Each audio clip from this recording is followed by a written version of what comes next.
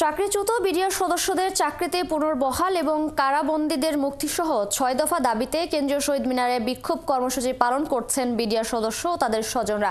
সেখানে আছেন আমাদের সহকর্মী মাইনুল মারুফ। আমরা সরাসরি যুক্ত হচ্ছি তার সাথে।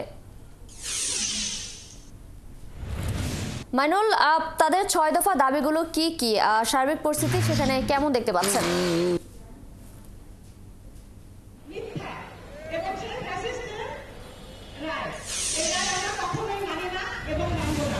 এবং না মেনে পুনরায় সঠিক তদন্ত মাধ্যমে এদের মুক্তি দেওয়া হবে এবং কিছু না হলে তাদেরকে জামিন দেওয়া হোক। জামিন দিয়ে তাদেরকে মুক্ত করে পুনরায় তদন্ত করে আসলে যারা হত্যাযজ্ঞের সঙ্গে জড়িত তাদেরকে গ্রেফতার করা হোক।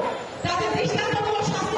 বিডিআরের সদস্যদের যে পরিবার বা বিডিআর সদস্যরা যারা চাকরিচ্যুত হয়েছেন তারা কিন্তু শহীদ মিনারে এই মুহূর্তে অবস্থান কর্মসূচি পালন করছেন এবং তারা ৬ দফা দাবি দিয়েছেন এবং ৬ দফা দাবির মধ্যে রয়েছে যে সকল বিডিআর সদস্য চাকরিচ্যুত হয়েছেন তাদেরকে চাকরিতে পুনর্বহাল, যারা এখন বিনা অপরাধে জেলে আছেন তাদের জেল থেকে মুক্তি এবং পাশাপাশি যারা প্রকৃত দোষী তাদের বিচারের দাবিও কিন্তু তারা জানিয়েছেন। তারা বলছেন যারা দোষী তাদেরকে বিচার করা হোক, তবে যারা নির্দোষ তাদেরকে দ্রুতই মুক্তি দেওয়া হোক, কারণ তারা ইতোমধ্যে প্রায় ১৭ বছর ধরে জেলে আছেন এবং এই দীর্ঘ সময় জেলে থাকার ফলে তাদের পরিবার অনেকটাই ধ্বংস হয়ে গিয়েছে এবং এদের মধ্যে অনেকে অসুস্থ বলেও তারা বলছেন। এর ফলে যে পরিস্থিতি দাঁড়িয়েছে যে পরিবারগুলো যেমন ধ্বংস হয়ে গেছে, তাদের যে অন্যান্য আত্মীয় স্বজন তারাও সমাজে বিভিন্ন রকম প্রতিবন্ধকতার শিকার হচ্ছেন বলে তারা আমাদেরকে জানিয়েছেন। এদিকে আপনারা জানেন যে গতকালকে কিন্তু বিডিআরদের যে সকল যারা আসামিদের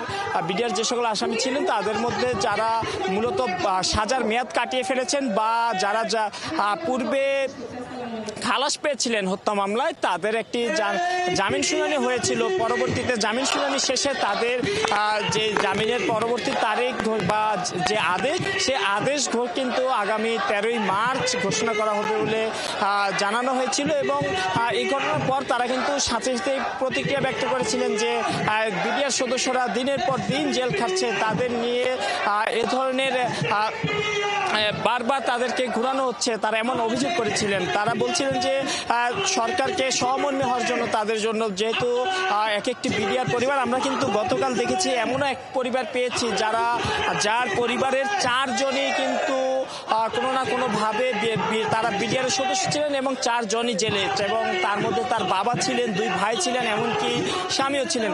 তারা বলছিলেন যে তার বাবা অবসরপ্রাপ্ত কর্মকর্তা ছিলেন, তিনি ওই দিন কোয়ার্টার ছিলেন, সেখান থেকে তাকে ধরে নিয়ে যাওয়া হয় এবং ধরে নিয়ে তাকে জেলে রাখা হয়। পরবর্তীতে তিনি খালাস পেলেও তিনি আর আসতে পারেননি, ফিরতে পারেননি, তিনি জেলখানাতে মৃত্যুবরণ করেন। এবং তারা বলছেন যে এমন অসংখ্য পরিবার রয়েছে যারা নির্দোষ, তাদেরকে ছেড়ে দেওয়া হোক, তাদেরকে জামিন দেওয়া হোক এবং যারা বিশেষ করে ওই বিডিআর বিদ্রোহ নামে যেই ঘটনাটি পরিচিত, সেই ঘটনায় প্রায় 18,400 পরিবার বা বিডিআর চাকরিচ্যুত হয়েছিলেন। সেই বিডিআর সদস্যদের তদন্ত করে যারা এখনো চাকরিতে বা পুনরায় যোগ দেওয়ার মতো যোগ্য তাদেরকে চাকরিতে পুনরায় নেওয়া হোক এমনটা দাবি জানিয়েছেন তারা, এবং বলছেন যে যারা পেনশনে চলে যাওয়ার তাদেরকে পেনশন সুবিধা দেওয়া হোক এমনটা দাবি কিন্তু এখান থেকে জানানো হয়েছে।